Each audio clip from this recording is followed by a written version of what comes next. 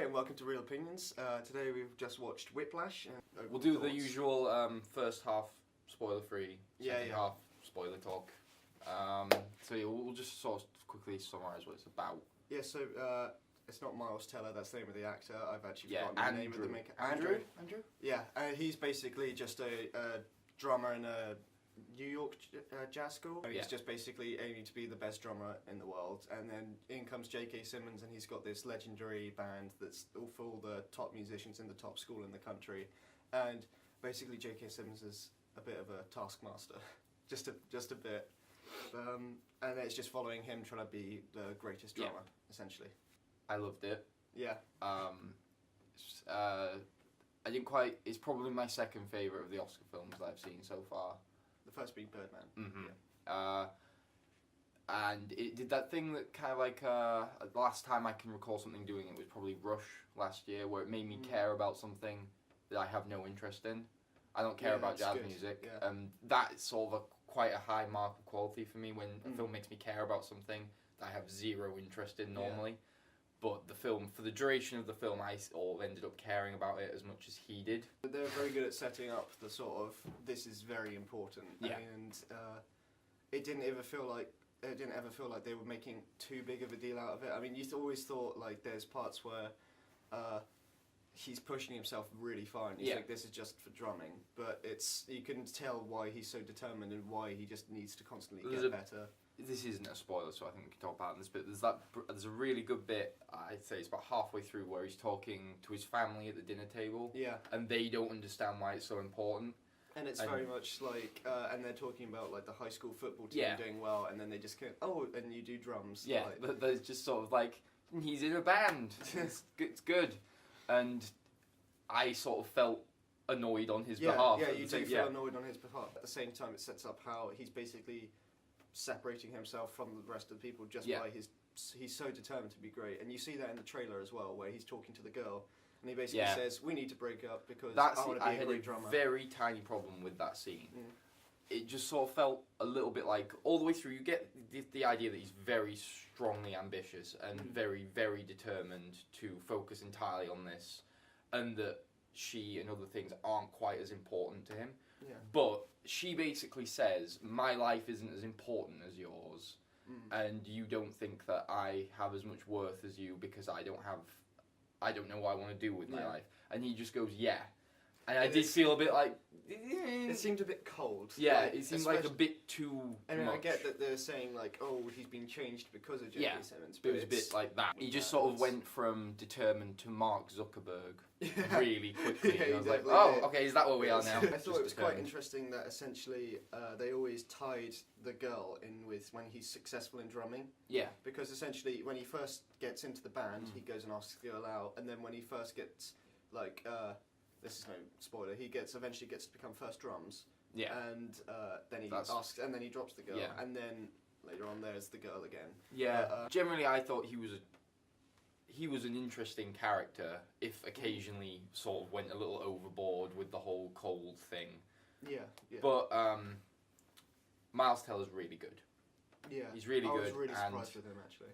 He really plays the drums, and I think that helped quite a lot. Yeah, the director says it's 90% it's Miles Teller, and basically, because I watched a couple interviews before this, and it's essentially every top-down shot or shot from far away, it's not him, which is actually quite a few. No, very few shots. Yeah, I don't remember that. The close-up shots actually I thought was quite interesting. The close-up shots were the director drumming, because you mean of his hands? Yeah.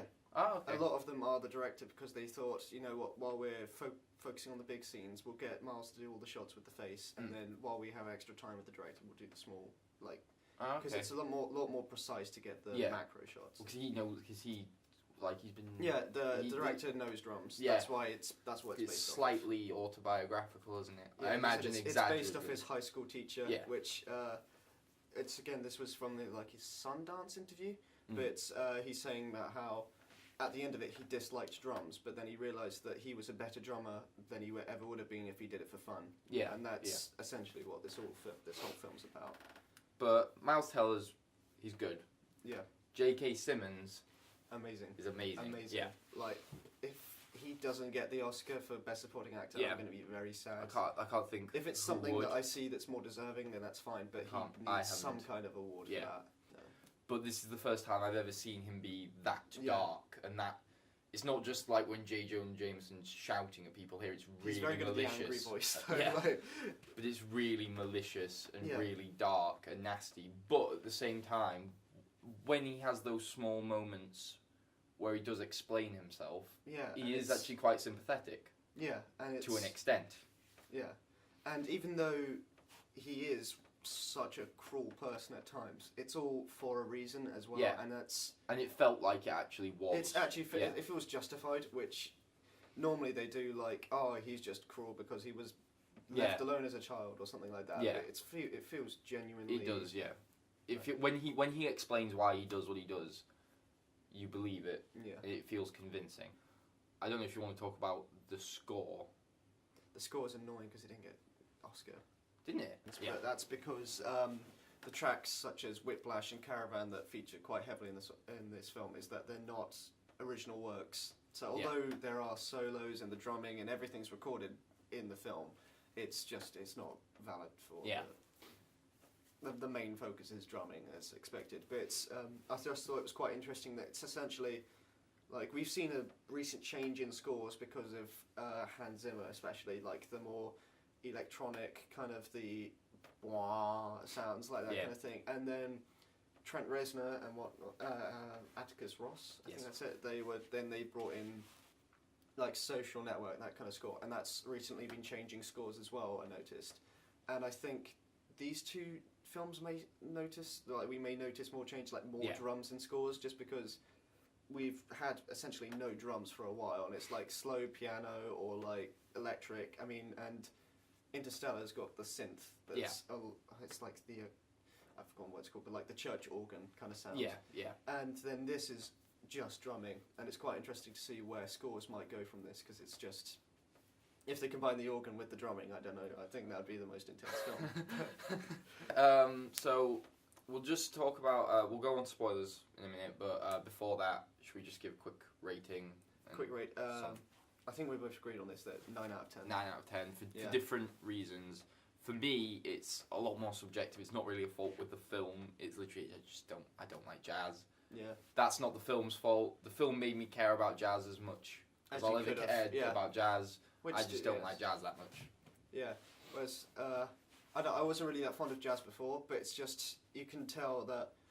Like, I've looked into sort of like the audiophile stuff before, and people say that if you get into just listening to quality music, not like quality productions, jazz is essentially like the highest quality of music production you can get to, and you can really tell in this, like he's hearing like in the film, like you can see I was going to say J.J. Abrams, J.K. Simmons, like he just hears if something's out of tune and things like that, and we can't pick that up. Yeah, there's so many times I was just like, oh, okay, was that bad? And are you rushing or are you dragging? Like, you can slightly tell if something's slightly off, but it's just the fact that they are, in the film, they are making it rush and drag. It's not just something that they're doing it perfectly every time and making a point of it.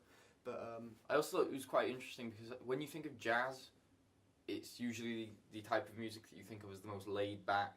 You kind of improvise it, and it's supposed to be kind of quite chilled and quite fun and spontaneous.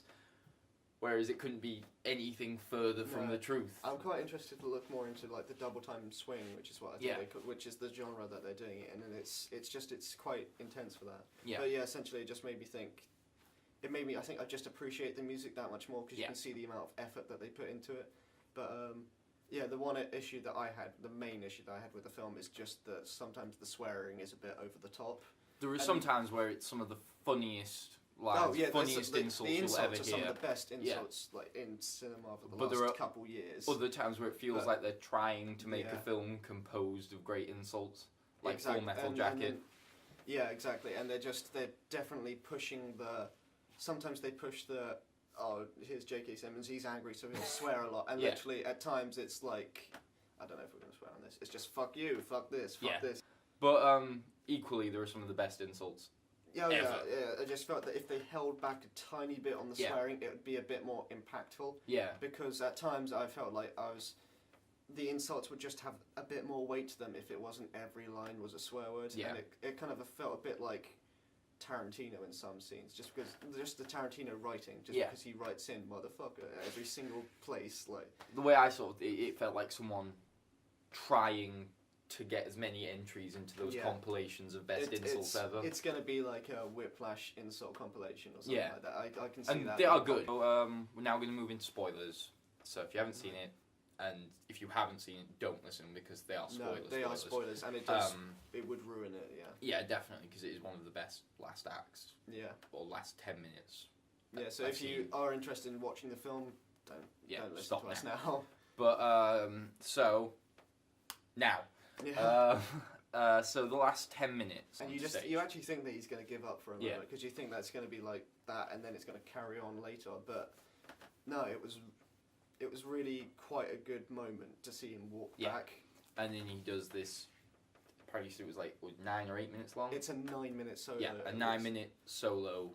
That's Of course, other people join in, but it's him constantly playing for 9 minutes. Yeah. And it's and that incredible. sounds, when you say 9 minutes, that sounds like that's a long time for Yeah, just and music. you But it does. I didn't know it was 9 minutes at all Yeah, until until you just I said it mentioned was. it, yeah. I was like, really? Was that 9 minutes? yeah. It and felt like it feels short. a 90-minute film I mentioned. Yeah. So that's 10% of the film. Is just And its final the, solo. it's the 10% of the film that I would say was by far probably the most gripping. Yeah, exactly. Just 10 minutes, like and 9 minutes of where I course was just totally. that wouldn't be without what happened Yeah. before, but it's you completely focused in on that. Like, Yeah. It's, And when he's there's another bit I want to talk about. You know when they're doing this kind of thing where they're all competing for the same part, and he Yeah, earns it's- the part, and he's drumming, Yeah. and his hands are bleeding, and he Yeah. carries on drumming. I almost couldn't watch that, and I Really? watch like I watch like horrible torture porn films all the you time. watch like the Lars von Trier Yeah, stuff. and I'm like, whatever. But that bit where Yeah. he's drumming and he's just drumming Yeah. and drumming and drumming, and his hands are starting to, Yeah. it just felt so horrible, and I was sat Yeah. there like I That's couldn't really watch. interesting because I think it's because it felt real, not like when it's Yeah, sort of that's- like a that's- horror film. It's like that's just gore and it's film. yeah. Whereas this felt like like that's realistic pain in a way, and And you it just was think really that they hard keep to on watch. going, and like, and the people, it's between 3 of them, and they're Yeah. just crying and they're bleeding, and it's just, it's awful. Yeah. At the same time, really terrific to watch. yeah. But the J.K. Simmons reasoning is when he sat in the cafe, like, saying, you should join my band, he just gives this reasoning that he's so cruel because he's pushing them to be better than they ever could be. That And scene is basically where the point of the film The point of the film comes across, and it's really good scene. yeah, Like, and it did actually sort of, it made it, rather than just sort of telling you what to think, I think it actually provoked thought about whether you can push people too far and how. There's that really great line exactly. about how good job are the 2 most dangerous words in the because English language. it's not caring. It's Yeah, just saying you did all right. But And then you kill their ambition yeah, because they're like, oh, well, I did good, and that's it. And it does start to make you think about those things rather than just sit you down and go, yeah, this. And I really liked that. That yeah, instead of being force-fed some kind of meaning or message, I was and it's not. thinking. Yeah, and it's kind of the thing that wants to push you to do better in Yeah. what you're doing at the same I time. think that's as well. why this film and Birdman were the 2 that I really liked, as sort of as we are kind of people who want to create things and stuff. Yeah, They're about exactly. people creating things, and they are about art, Yeah, and they kind of have more personal relevance to me, and I presume to you as well, Yeah. because they're about what it means to create art and what it means to give a piece of yourself to things and Yeah. to have proper ambition, and that felt like it really was a bit more than the usual Oscar kind of thing of just like, overcoming adversity or whatever. Yeah, It was something real, real. creative and Yeah. personal rather than just look at this general problem with society. Yeah. It was, I liked that, and it wasn't at the same time it wasn't preachy. Exactly. Because it Yeah. could have just been like, you just need to believe in yourself or something like that they generally It do could have with, very easily been like the the Karate typical Kid. like the sports team film Yeah. where it's like they get to the lowest point and then the guy gives a rousing speech Yeah. about how rousing Yeah. speech, and then but it wasn't like that. It was something that was it was clearly intended for one person. So the last 9 minutes are this solo, and the end of the solo, that's the end of the film. It just Yeah. cuts out there, and that's perfect. Perfect. Yeah. Just because at the time I was like, oh, but then I realised I don't want it to end because that's the height. Like they talk about it constantly, but how this one guy became a jazz great because someone threw a cymbal at his head, and then he went back exactly a year later and quote, he did the best motherfucking solo of all time. Yeah. And that's essentially what you've just got with his drumming. And it's not the best solo of all time. I'm not going to say that because I can't. I don't know. It could be. Actually, it's quite interesting. There's a YouTube video that he watches on the bus at one point of drumming, and the solo is very similar to that. Is it? I watched that, and it does the similar thing where halfway through the solo, it essentially feels like it's going to stop because it goes slower and slower and slower and slower. And I felt almost like, because since I was saying about how your heart almost follows the beat, like it slows down and then it just picks back up, and that was brilliant. But it does a very similar thing in that solo as well. Yeah. But should we just round off wrap there? it up there? Yeah. Great film. Woo! Watch it, please.